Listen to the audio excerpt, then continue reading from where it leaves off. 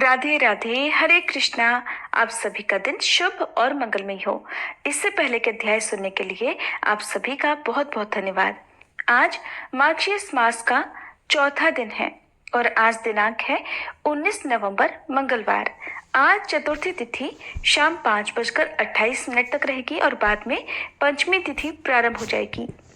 मंगलवार का दिन बजरंगबली हनुमान जी को समर्पित होता है। तो आज के अध्याय का शुभारंभ करते हैं बजरंगबली हनुमान जी की कथा से। एक बार व्यास जी ने कहा कि एक बार नैमिषारण्य तीर्थ में 88,000 मुनि एकत्रित होकर पुराणों के ज्ञाता श्री सूत जी महाराज से पूछने लगे, हे महामुने, आपने हमें अनेक पुराणों की कथाएं सुनाई हैं।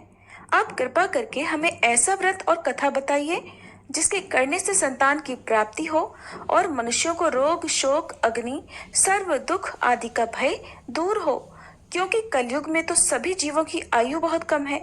फिर इस पर उन्हें रोग, चिंता, कष्ट लगे रहते हैं, तो ऐसे में वे अपना ध्यान श्री हरि के चरणों में भला कैसे लगा सकेंगे। तब श्री सूत जी बोले, हे मुनियों, आपने लोक कल्याण के लिए बहुत ही उत्तम बात पूछी है। एक बार धर्मराज युधिष्ठिर ने भगवान श्री कृष्ण से लोक कल्याण के लिए यही प्रश्न किया था। भगवान श्री कृष्ण और युधिष्ठिर के बीच जो वार्तालाप हुआ था, जो संवाद हुआ था, वो तुम्हारे सामने कहता हूँ, ध्यान देकर सुनो। एक समय पांडवों की सभा में श्री कृष्ण जी बैठे हुए थे। तब युधिष्ठिर महाराज ने भगवान श्री कृष्ण से प्रश्न किया, हे गोविंद, हे माधव, आपने मुझे अनेकों कथाएं सुनाई हैं। आज आप कृपा करके ऐसा व्रत या कथा सुनाइए जिसके करने से मनुष्य को रोग, चिंता का भय दूर हो और उसे पुत्र की प्राप्ति हो। हे प्रभु, बिना पुत्र के जीवन व्यर्थ है। पुत्र के बिना मनुष्य नरकगामी होता है। पुत्र के बिना मनुष्य पितृ ऋण से छुटकारा नहीं पा सकता और न ही उसका पुन्नग नामक नरक से उद्धार हो सकता है। इसलिए पुत्रदायक व्रत बतलाइए। तब भगवान श्री कृष्ण इस प्रकार बोले, हे राजन, मैं एक प्राचीन इतिहास सुनाता हूँ, आप उसे ध्यानपूर्वक सुनो। कुंडलपुर नामक एक नगर था, उसमें नंदा नामक एक ब्राह्मण रहा करता था। भगवान की कृपा से उसके पास सब कुछ था, फिर भी वह बहुत दुखी था। इसका कारण यह था कि ब्राह्मण की पत्नी सुनंदा की कोई संतान नहीं थी। सुनंदा पतिव्रता थी, भक्ति पूर्वक श्री हनुमान जी की आराधना किया करती थी। मंगलवार के दिन व्रत करके अंत में भोजन बनाकर हनुमान जी को भोग लगाने के बाद स्वयं भोजन करती थी। एक बार मंगलवार के दिन वह ब्राह्मणी घर के काम की अधिकता के कारण हनुमान जी को भोग न लगा सकी, तो उसे इस बात पर बहुत दुख हुआ। उसने कुछ भी नहीं खाया और मन में प्रतिज्ञा की कि अब तो अगले मंगलवार को ही हनुमान जी को भोग लगाकर मैं अन्न जल ग्रहण करूंगी। ब्राह्मणी सुनंदा प्रतिदिन भोजन बनाती, श्रद्धा पूर्वक पति को खिलाती, किंतु खुद भोजन नहीं करती और मन ही मन श्री हनुमान जी की आराधना किया करती थी। इसी प्रकार 6 दिन गुजर गए और ब्राह्मणी सुनंदा अपने निश्चय के अनुसार भूखी प्यासी निराहार रही। अगले मंगलवार को ब्राह्मणी सुनंदा प्रातःकाल ही मूर्छित होकर गिर पड़ी।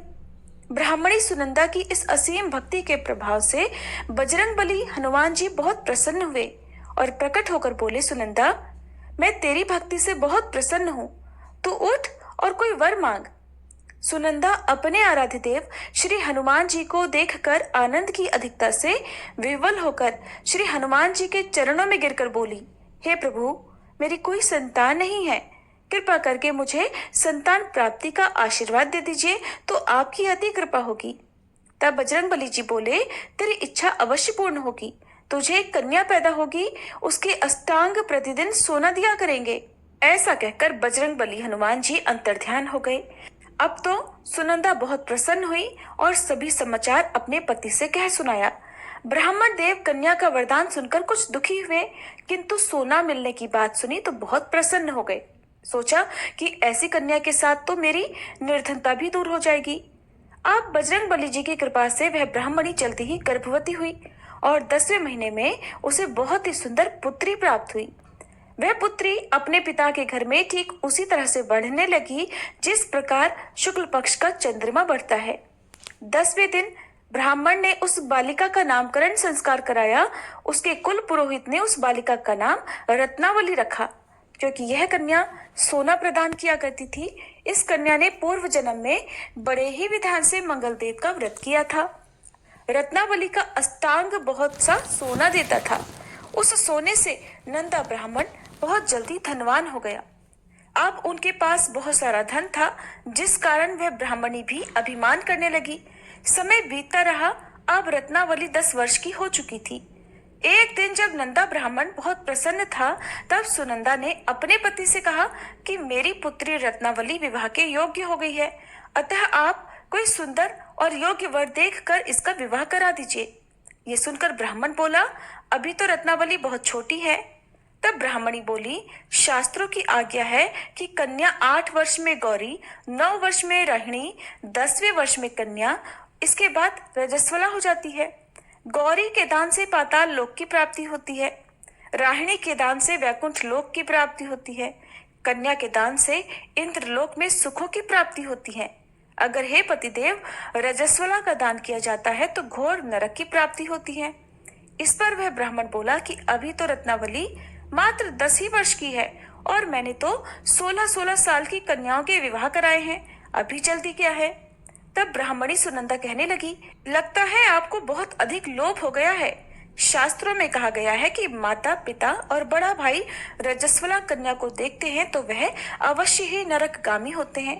तब ब्राह्मण बोला, अच्छी बात है, कल मैं अवश्य ही योग्य वर की तलाश में अपना दूत भेजूंगा। दूसरे दिन ब्राह्मण ने अपने दूत को बुलाया और आज्ञा दी कि जैसी सुंदर मेरी कन्या है वैसा ही सुंदर वर उसके लिए तलाश करो। अब वह दूत अपने स्वामी की आज्ञा पाकर निकल पड़ा। पंपई नगर में उसने एक सुंदर लड़के को देखा। ये बालक एक ब्राह्मण परिवार का बहुत गुणवान पुत्र था। इसका नाम था सोमेश्वर। दूत ने इस सुंदर और गुणवान ब्राह्मण पुत्र के बारे में अपने स्वामी को पूरा परिचय दिया।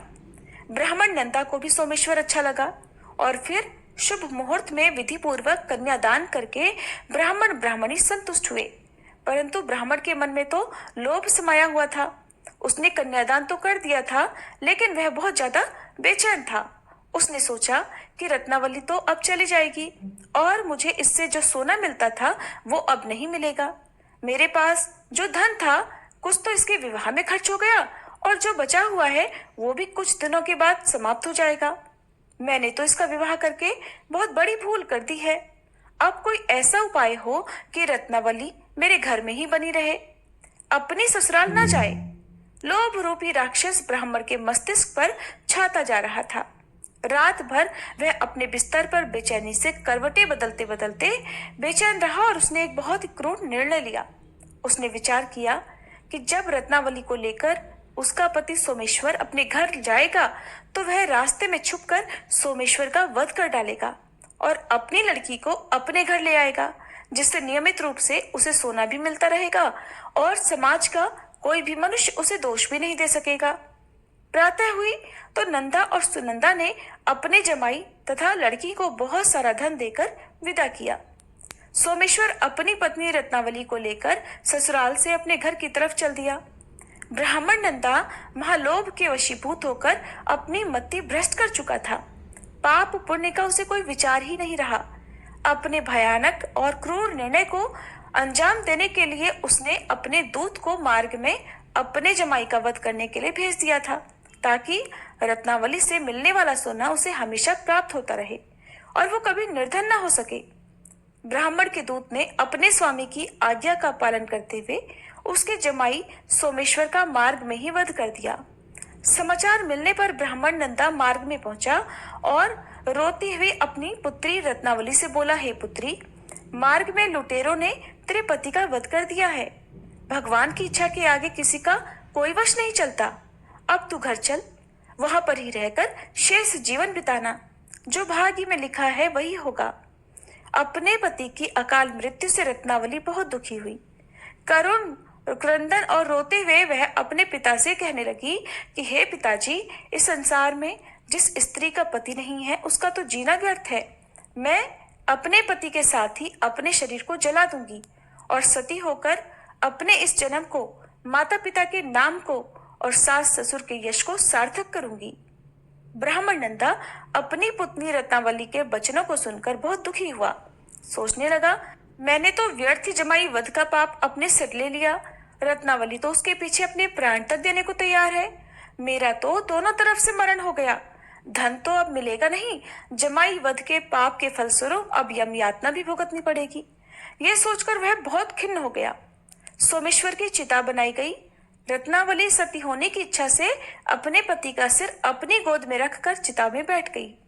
जैसे ही सोमेश्वर की चिता को अग्नि लगाई गई, वैसे ही प्रसन्न होकर मंगलदेव वहां प्रकट हुए और बोले, हे रत्नावली, मैं तेरी पति भक्ति से बहुत प्रसन्न हूँ, तू वर मांग। रत्नावली ने अपने पति का जीवन दान मांग लिया। तब मंगलदेव बोले, रत्नावली, तेरा पति अजर अमर है, ये महाविद्वान भी होगा, और इसके अलावा तेरी जो इच्छा हो वो वर मांग। तब रत्नावली बोली, हे ग्रहों के स्वामी, यदि आप मुझ पर प्रसन्न हैं तो मुझे ये वरदान दीजिए कि जो भी मनुष्य मंगलवार के दिन प्रातः काल लाल पुष्प लाल चंदन से पूजा करके आपका स्मरण करे, उसे कोई रोग व्याधि न हो, स्वजनों का कभी वियोग न हो, सर्प अग्नि और शत्रुओं का कोई भय न रहे, और जो स्त्री मंगलवार का ये व्रत करे वो कभी विधवा न हो। तब मंगलदेव तथास्तु कहकर वहीं अंतर्ध्यान हो गए। सोमेश्वर मंगलदेव की कृपा से जीवित हो उठा। अब रत्नावली अपने पति को पुनः प्राप्त कर बहुत प्रसन्न हुई और मंगलदेव का व्रत वह प्रत्येक मंगलवार को करके व्रतराज और मंगलदेव की कृपा से इस लोक में सुख ऐश्वर्य को भोगते हुए अंत में अपने पिता के साथ स्वर्ग लोक को गई। बोलिए पवन सुत हनुमान की जय। अब सुनिए मार्गशीर्ष मास महात्म्य का चौथा अध्याय।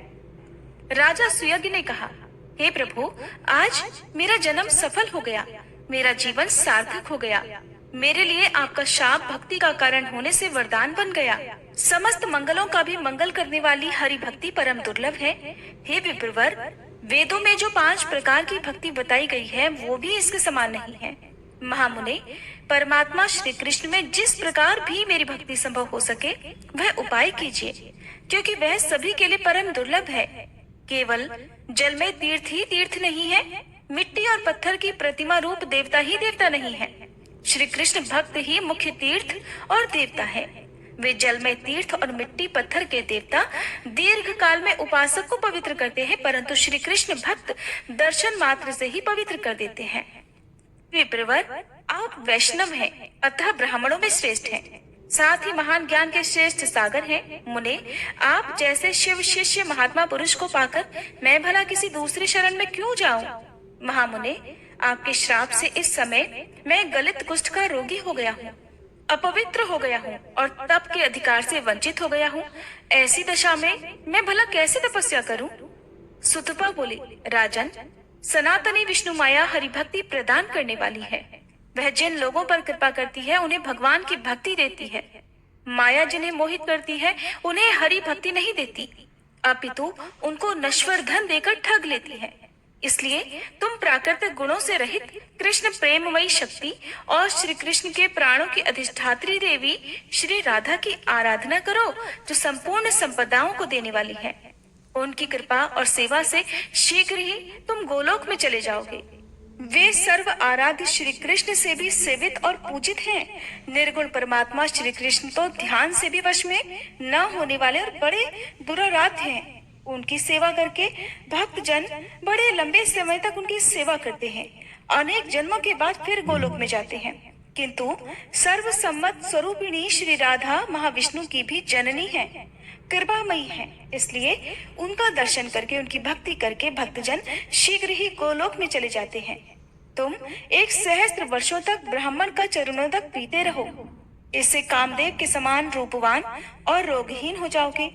जब तक पृथ्वी ब्राह्मण के चरणोदक से भीगी रहती है, तब तक उस ब्राह्मण भक्त पुरुष के पितर कमल के पत्तों में जल पीते हैं। पृथ्वी पर जो जो तीर्थ हैं, वे सब समुद्र में भी हैं, और समुद्र में जो जो तीर्थ हैं, वो सब ब्राह्मण के चरणों में होते हैं। ब्राह्मण का चरणोदक पापों और रोगों का विनाश करने वाला है। वह संपूर्ण तीर्थों के जल के समान भोग और मोक्ष देने वाला और शुभ है।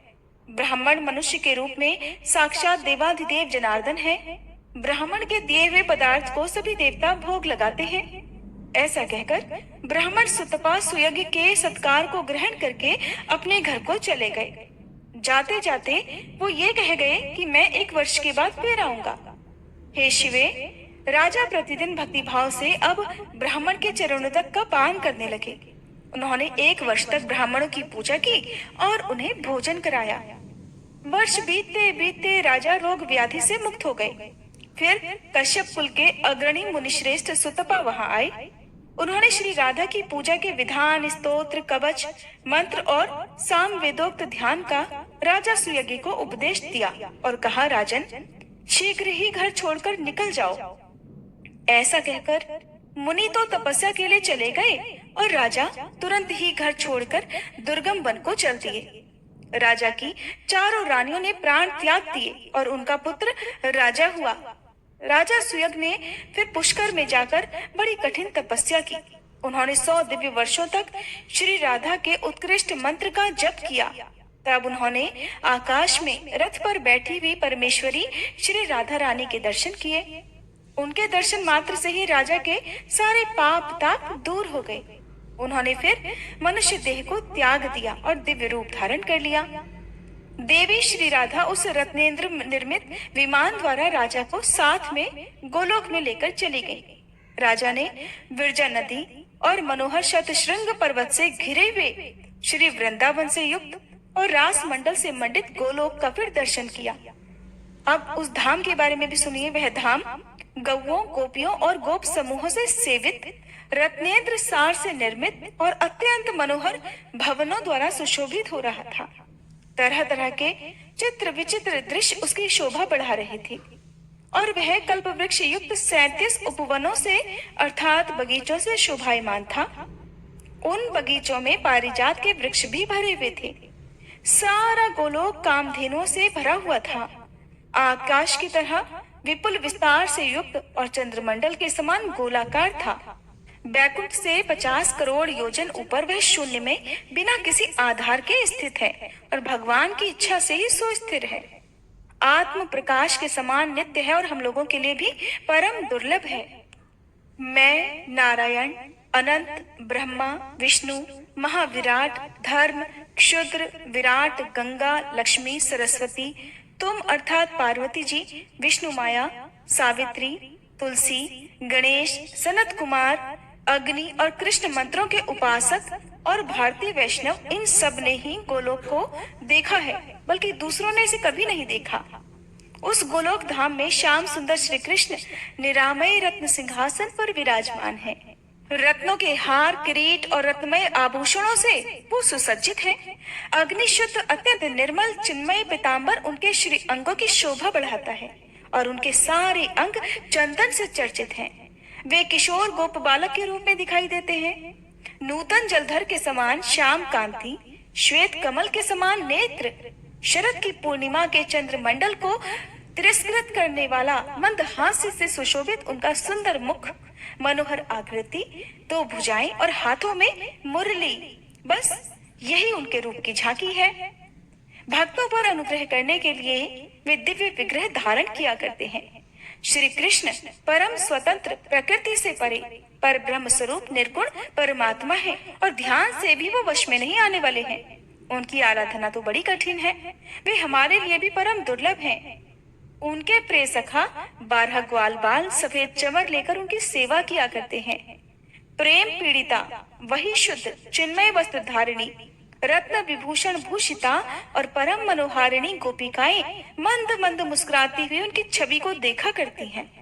रास मंडल के मध्य भाग में परात्पर पुरुष श्री कृष्ण के राजा सुयज्ञ ने इसी रूप में दर्शन किए। श्री राधा ने ही वहां उन्हें अपने प्राण वल्लभ के दर्शन करवाए थे। चारों वेद मनोहर मूर्ति धारण करके उनके दर्शन किया करते थे। राग रागिनियां भी मूर्तिमती होकर वाद्य यंत्र और मुख से उन्हें अत्यंत मनोहर संगीत सुनाती थी। हे शिवे, नित्य सनातनी प्रकृति के साथ तुम भी सदा उनके चरणार बिंदों की सेवा करती हो। वे तुलसी दल से मंडित होते हैं और कस्तूरी, कुमकुम, गंध, चंदन, दूर्वा, अक्षत, पारिजात पुष्प और विरजा के निर्मल जल से उनके लिए नित्य अर्घ दिया जाता है। उस समय तो उनकी बड़ी शोभा होती है। तो श्री कृष्ण का दर्शन करके सशंकित होकर राजा सुयज्ञ तुरंत रथ से उतर पड़े। उनकी आंखों से आंसू बहने लगे। पुलकित शरीर से भगवान के चरणों में मस्तक रखकर फिर उन्होंने उन्हें प्रणाम किया। परमात्मा श्री कृष्ण ने राजा को अपना दासत्व, शुभाशीष और सत्य और अविचल श्री कृष्ण भक्ति प्रदान की, जो कि हम लोगों के लिए भी परम दुर्लभ है। हे देवी, फिर श्री राधा अपने रथ से उतरकर श्री कृष्ण के वक्ष में विराजमान हो गई। उनकी अत्यंत प्यारी गोपियां सफेद चमर लेकर उनकी सेवा में लग गईं। उनके आने पर श्री कृष्ण भक्ति और आदर से सहसा उठकर खड़े हो गए। उन्होंने मंद मंद मुस्कान के साथ श्री राधा के साथ वार्तालाप और उनका सम्मान किया। प्राचीन काल के वे वेद वेत्ता विद्वान वेदों के कहे अनुसार पहले राधा नाम का उच्चारण करके फिर पीछे कृष्ण या माधव कहते हैं, जैसे कि राधे कृष्णा या राधा माधव। और जो कोई इसके विपरीत उच्चारण करते हैं या उन जगदम्बा श्री कृष्ण प्राणाधिका और प्रेममयी शक्ति श्री राधिका की निंदा करते हैं, वे चंद्रमा और सूर्य की स्थिति पर्यंत, यानी कि जब तक चंद्रमा और सूर्य विराजमान है तब तक कालसूत्र नरक में यातना भुगतते हैं। फिर 100 वर्षों तक स्त्री पुत्र से रहित और रोगी रहते हैं। हे दुर्गे, इस प्रकार मैंने परम उत्तम राधिका ख्यान का वर्णन किया है। वह सती, भगवती, वैष्णवी, सनातनी, नारायणी, विष्णु माया, मूल प्रकृति और ईश्वरी नाम धारण करने वाली तुम ही हो। माया का आश्रय लेकर मुझसे पूछ रही हो? तुम स्वयं ही सर्वज्ञा, सर्वरूपिणी, स्त्री जाति की आदि देवी और पूर्व जन्मों की बातों को याद रखने वाली श्रेष्ठ पराशक्ति हो। राधिका की कथा तो मैंने सुना दी, अब और क्या सुनना चाहती हो देवी? तब देवी पार्वती ने पूछा, हे भगवान, आप पुरुषों के ईश्वर श्री कृष्ण के मंत्र होते हुए उन वैष्णव नरेश सुयज्ञ ने राधा का मंत्र क्यों ग्रहण किया? मुनि सुतपा ने राजा को श्री राधा की पूजा का कौन सा विधान बताया और किस ध्यान, किस स्तोत्र, किस कवच और किस मंत्र का उपदेश दिया? श्री राधा की पूजा विधि क्या है, ये सब बातें भी बताइए। तब श्री महादेव बोले, हे प्रिय, राजा ने यही प्रश्न किया था कि हे विप्र, हे मुने, मैं किसका भजन करूं, किसकी आराधना से शीघ्र गोलोक को प्राप्त कर लूंगा। तब उनके ऐसा कहने पर ब्राह्मण शिरोमणि ने राजा सुयज्ञ से कहा, महाराज, श्री कृष्ण की सेवा से उनके लोक को तुम बहुत जन्मों में प्राप्त करोगे, इसलिए उनके प्राणों की अधिष्ठात्री देवी परात्पर स्वरूपा श्री राधा का भजन करो। वे कृपामयी हैं, उनके प्रसाद से, उनकी कृपा से साधक शीघ्र ही उनके धाम को प्राप्त कर लेता है। ऐसा कहकर मुनि ने उन्हें राधा के इस षडाक्षर मंत्र का उपदेश दिया। वह मंत्र इस प्रकार है, ओम राधाय स्वाहा। इसके बाद प्राणायाम, भूत शुद्धि, मंत्र न्यास, कर न्यास, अंग न्यास, उनके सर्व दुर्लभ ध्यान, स्तोत्र और कवच की भक्ति भाव से राजा को शिक्षा दी। राजा ने फिर उसी क्रम से उस मंत्र का जप किया। साथ ही श्री कृष्ण ने पूर्व काल में जिस ध्यान के द्वारा श्री राधा रानी का चिंतन और पूजन किया था, उसी सामवेदोक्त ध्यान के अनुसार उनके स्वरूप का चिंतन भी किया। वह ध्यान मंगलों के लिए भी मंगलकारी है। अब श्री महादेव जी देवी पार्वती को राधा रानी के ध्यान के बारे में बता रहे हैं। महादेव जी कहते हैं, श्री राधा की अंग कांति श्वेत चंपा के समान गौर है। वे अपने अंगों में करोड़ों चंद्रमाओं के समान मनोहर कांति धारण करती हैं। उनका मुख शरद ऋतु की पूर्णिमा के चंद्रमा को लज्जित करता है। दोनों नेत्र शरद काल के प्रफुल्ल कमलों की शोभा को भी छीने लेते हैं। उनके होठ पके हुए अनार की लाली को धारण करते हैं। वे श्रेष्ठ सुंदरी हैं। मुक्ता की पंक्तियों को तिरस्कृत करने वाली दंत पंक्ति उनके मुख की मनोहरता को बढ़ाती है। उनके सुंदर मुख पर सदा मुस्कान जनित प्रसन्नता खेलती रहती है। वे अपने भक्तों पर कृपा करने के लिए बड़ी व्याकुल रहती हैं। अग्निशुद्ध चिन्मय वस्त्र उनके श्री अंगों को ढके रहते हैं। वे रत्नों के हार से सुसज्जित रहती हैं। रत्नमय केयूर और कंगन धारण करती हैं। रत्नों के ही बने हुए मंजीर उनके पैरों की शोभा बढ़ाते हैं। रत्न निर्मित विचित्र कुंडल उनके दोनों कानों की श्री वृद्धि करते हैं। सूर्य प्रभा की प्रतिमा रूप कपोल अर्थात गाल युगल से वे सुशोभित होती हैं। अमूल्य रत्नों के बने हुए कंठहार उनकी गर्दन को विभूषित करते हैं। उत्तम रत्नों के सार तत्व से निर्मित किरीट मुकुट उनकी उज्ज्वलता को जागृत किए रहते हैं। रत्नों की अंगूठी और चेन या पासा आदि उनकी शोभा बढ़ाते हैं। वे मालती के पुष्पों और हारों से अलंकृत केश पाश धारण करती हैं। वे रूप की अधिष्ठात्री देवी हैं और गजराज की तरह मंद गति से चला करती हैं। जो उन्हें अत्यंत प्यारी हैं, ऐसी गोप किशोरियां श्वेत चंवर लेकर उनकी सेवा किया करती हैं। कस्तूरी की बेंदी, चंदन के बिंदु और सिंदूर की टीकी से उनके मनोहर सीमंत का निम्न भाग अर्थात उनका मस्तक अत्यंत उद्दीप्त दिखाई देता है। रास में रासेश्वर के सहित विराजित रासेश्वरी राधा जी का मैं भजन करता हूँ। इस प्रकार ध्यान कर मस्तक पर पुष्प अर्पित करके पुनः जगदम्बा श्री राधा का चिंतन करें और उन्हें फूल चढ़ाएं। फिर से ध्यान के बाद 16 उपचार अर्पित करें, जिन्हें हम षोडशोपचार विधि भी कहते हैं, जिसमें आपको किन किन बातों का ध्यान रखना है, ध्यान पूर्वक सुनिएगा। आसन, वसन, पाद्य, अर्घ, गंध, अनुलेपन, धूप, दीप, सुंदर पुष्प, स्नानीय अर्थात उन्हें स्नान कराना, रत्न भूषण, विविध नैवेद्य, सुवासित तांबूल अर्थात पान, जल, मधुपर्क, रत्नमयी शैया, ये 16 उपचार राधा रानी के बताए गए हैं। राजा ने इनमें से प्रत्येक को वेद मंत्र के उच्चारण पूर्वक भक्ति भाव से राधा रानी को अर्पित किया। हे शिवे, इन उपचारों के समर्पण के लिए जो सर्वसम्मत मंत्र हैं, अब उन्हें भी सुनो। श्री राधा रानी को आसन अर्पित करते समय इस मंत्र का जाप करना चाहिए। रत्न सार विकारम च निर्मितम विश्वकर्मणा वरम सिंहासनम रम्यम राधे पूजा सुकृहताम अर्थात हे राधे, पूजा के अवसर पर विश्वकर्मा जी द्वारा रचित रमणी श्रेष्ठ सिंहासन जो रत्नसार का बना हुआ है, उसे ग्रहण कीजिए। वस्त्र अर्पित करते समय कहें, हे देवी, बहुमूल्य रत्नों से जड़ित सूक्ष्म वस्त्र जिसका मूल्य आंका नहीं जा सकता, आपकी सेवा में प्रस्तुत है। यह अग्नि से शुद्ध किया गया, चिन्मय और स्वभावतः निर्मल है, इसे स्वीकार कीजिए। देवी को पाद्य अर्पित करते हुए कहें, हे राधे, उत्तम रत्नसार द्वारा निर्मित पात्र में संपूर्ण तीर्थों का जल आपकी सेवा में अर्पित किया गया है। आपके दोनों चरणों को पखारने के लिए ये पाद्य जल है, इसे ग्रहण कीजिए। अर्थात जो राधा रानी के चरणों को धुला जाता है जिस जल से, उसे पाद्य कहते हैं। राधा रानी को अर्घ देते समय कहना चाहिए, हे राधे, दक्षिणावर्ती शंख में रखा हुआ दूर्वा, पुष्प, चंदन और तीर्थ जल से युक्त यह पवित्र अर्घ प्रस्तुत है, इसे स्वीकार कीजिए।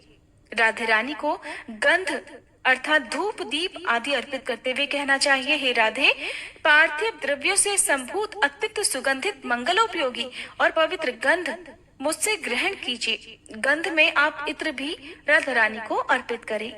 अनुलेपन अर्थात चंदन अर्पित करते समय इस प्रकार कहें, हे देवेश्वरी, कस्तूरी, कुमकुम और सुगंध से युक्त यह सुगंधित चंदन चूर्ण अनुलेपन के रूप में आपके सामने प्रस्तुत है, इसे स्वीकार कीजिए। धूप अर्पित करते समय कहें, हे देवी, वृक्ष की गोंद अर्थात गुग्गल और पार्थिव द्रव्यों से संयुक्त यह धूप प्रज्वलित अग्निशिखा से निर्गत धूम के रूप में प्रस्तुत है, मेरी इस प्रिय वस्तु को स्वीकार कीजिए। श्री राधे को दीप अर्पित करते समय कहें, हे परमेश्वरी, अमूल्य रत्नों का बना हुआ यह परम उज्जवल शोभाशाली रत्न द्वीप अंधकार को दूर करने वाला है, भय को दूर करने वाला है, इसे स्वीकार कीजिए। श्री राधे को पुष्प अर्पित करते समय कहें, हे परमेश्वरी, गंध और चंदन से चर्चित अत्यंत शोभायमान यह रमणी पारिजात पुष्प ग्रहण कीजिए। देवी को स्नान कराते समय कहें, हे देवी, विष्णु तैल से युक्त यह अत्यंत मनोहर और सुगंधित आंवले का चूर्ण सेवा में प्रस्तुत है, इस स्नानोपयोगी वस्तु को आप स्वीकार कीजिए। अर्थात राधा रानी को स्नान कराते समय उस जल में आंवले का चूर्ण मिलाकर स्नान कराना चाहिए। श्री राधा रानी को आभूषण अर्पित करते समय कहे, हे राधे, अमूल्य रत्नों के बने हुए केयूर, कंगन आदि आभूषणों को और परम शोभाशाली शंख की चूड़ियों को आप मेरी ओर से ग्रहण कीजिए। नैवेद्य अर्पित करते समय कहे, हे देवी, देश काल के अनुसार उपलब्ध हुए पके हुए फल और लड्डू आदि उत्तम मिष्ठान नैवेद्य के रूप में प्रस्तुत किया गया है, इसे स्वीकार कीजिए। जल और पान अर्पित करते समय कहे, हे देवी, कपूर आदि से सुवासित सभी भोगों से उत्कृष्ट रमणीय और सुंदर तांबूल तथा स्वादिष्ट जल ग्रहण कीजिए। 14वां है मधुपर्क। परमेश्वरी रत्नमय पात्र में रखा हुआ यह अशन अर्थात मधुपर्क अत्यंत स्वादिष्ट और परम मनोहर है। मैंने भक्ति भाव से इसे आपकी सेवा में समर्पित किया है, कृपया इसे स्वीकार कीजिए। मधुपर्क कहते हैं दही, दूध, शहद और घी के मिश्रण को।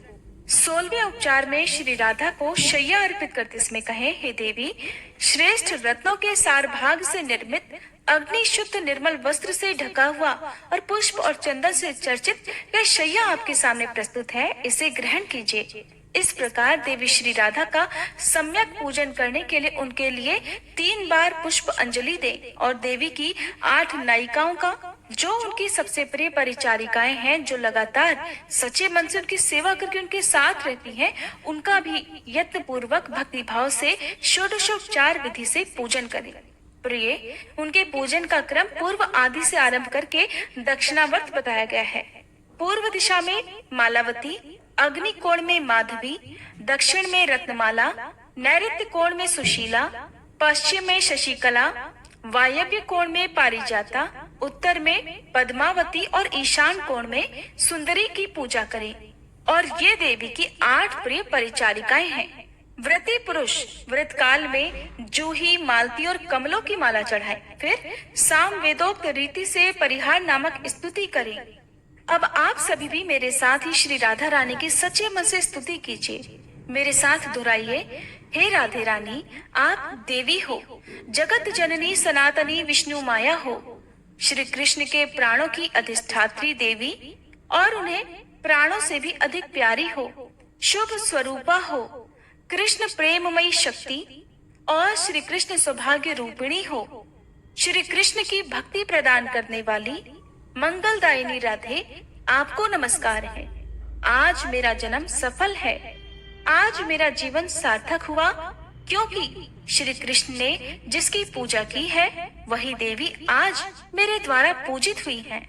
श्री कृष्ण के वक्ष स्थल में जो सर्व सौभाग्यशालिनी राधा है, वे ही रास मंडल में रासेश्वरी, वृंदावन में वृंदा, गोलोक में कृष्ण प्रिया, तुलसी कानन में तुलसी, कृष्ण संग में चंपावती, चंपक कानन में क्रीड़ा, चंद्रवन में चंद्रावली, शतशृंग पर्वत पर सती, विरजा तटवर्ती कानन में विरजापद हंत्री, पद्मवन में पद्मावती, संपूर्ण स्वर्ग में देव दुख विनाशिनी, स्वर्ग लक्ष्मी और शंकर जी के वक्ष स्थल पर सनातनी विष्णु माया दुर्गा है। और जो काम्यक वन में काम्या, बैकुंठ में महालक्ष्मी, नारायण के हृदय में वाणी, क्षीर सागर में सिंधु कन्या और मर्त्यलोक में हरि प्रिया लक्ष्मी है, वही अपनी कला द्वारा वेद माता सावित्री होकर ब्रह्म वक्ष में विलास करती हैं। हे देवी राधे, आप ही अपनी कला से धर्म की पत्नी और मुनि नर नारायण की जननी हो।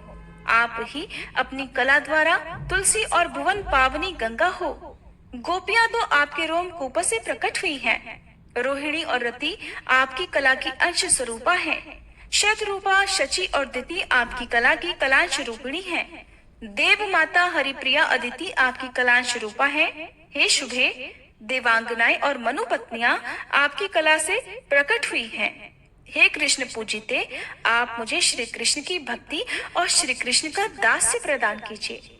इस प्रकार परिहार और स्तुति करके श्री राधा का कवच का पाठ करें। यह प्राचीन शुभ स्तोत्र श्री हरि की भक्ति और दास्य प्रदान करने वाला है। इस प्रकार जो प्रतिदिन श्री राधा की पूजा करता है, वह भारतवर्ष में साक्षात श्री हरि के समान हो जाता है। जीवन मुक्त और पवित्र है, उसे निश्चय ही गोलोक धाम की प्राप्ति होती है। हे शिवे, जो प्रतिवर्ष कार्तिक की पूर्णिमा को इसी क्रम से श्री राधा की पूजा करता है, वह राजसूय यज्ञ के फल का भागी हो जाता है। इस लोक में उत्तम ऐश्वर्य से संपन्न और पुण्यवान हो जाता है और अंत में सभी पापों से मुक्त होकर श्री कृष्ण के धाम में जाता है।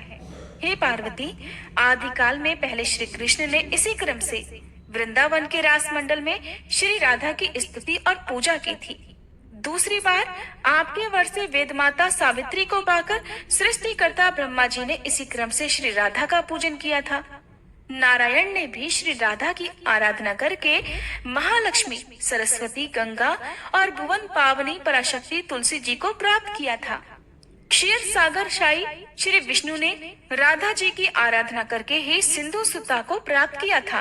पहले दक्ष कन्या के सती हो जाने पर मैंने भी श्री कृष्ण की आज्ञा से पुष्कर में श्री राधा की पूजा करके उसके प्रभाव से तुम्हें प्राप्त किया। पतिव्रता श्री राधा की पूजा करके उनके दिए हुए वर से कामदेव ने रति को, धर्मदेव ने सती साध्वी मूर्ति को और देवताओं और मुनियों ने धर्म, अर्थ, काम और मोक्ष को प्राप्त किया था। देवी, इस प्रकार मैंने श्री राधा की पूजा का विधान बताया है। अब स्तोत्र भी सुनिए। भगवान शिव ने देवी पार्वती को श्री राधा के जिस स्तोत्र का वर्णन किया वह आप अगले अध्याय में सुनेंगे।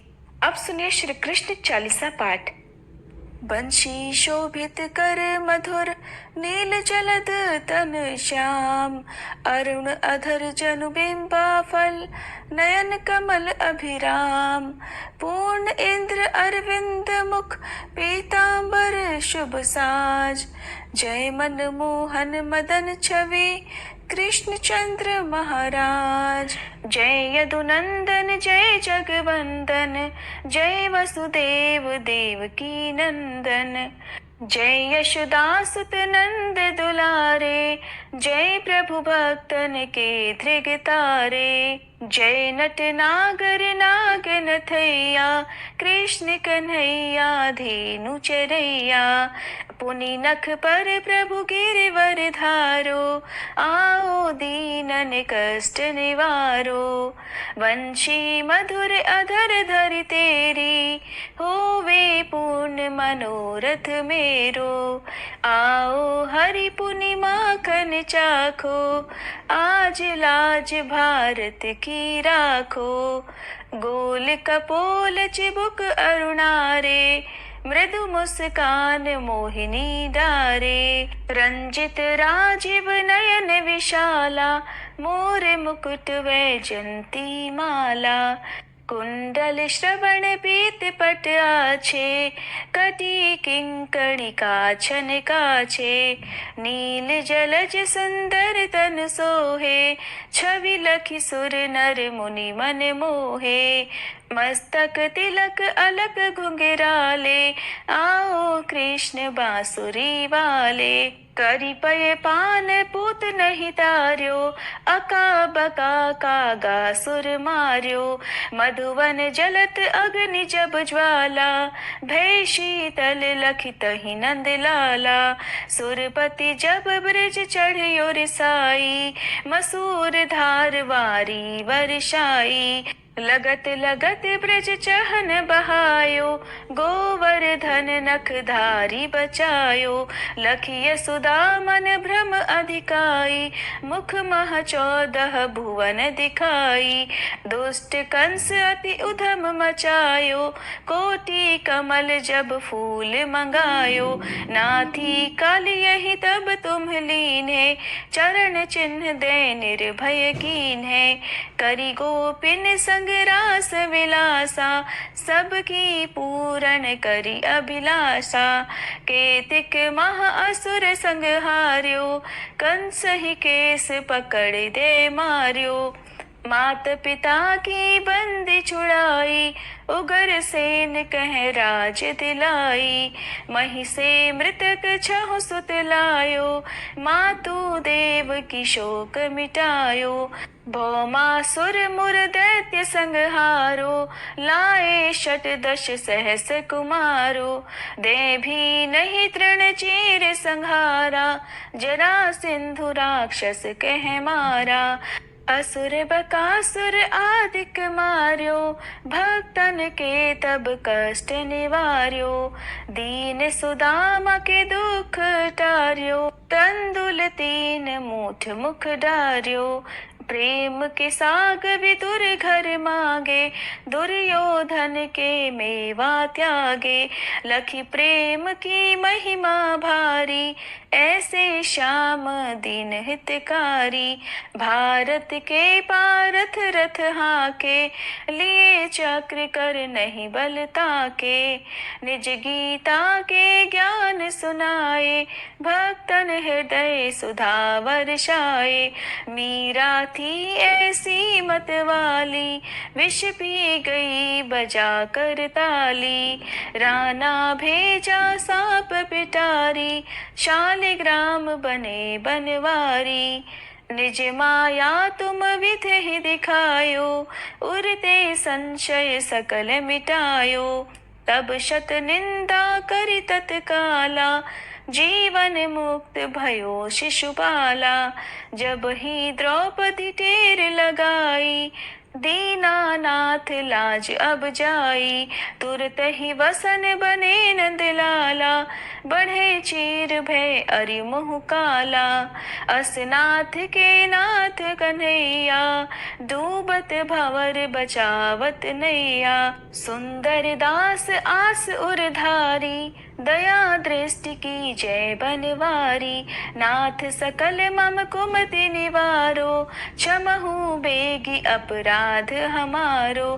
खोलो पट अब दर्शन दीजे, बोलो कृष्ण कन्हैया की जय। बोलो कृष्ण कन्हैया की जय, बोलो कृष्ण कन्हैया की जय।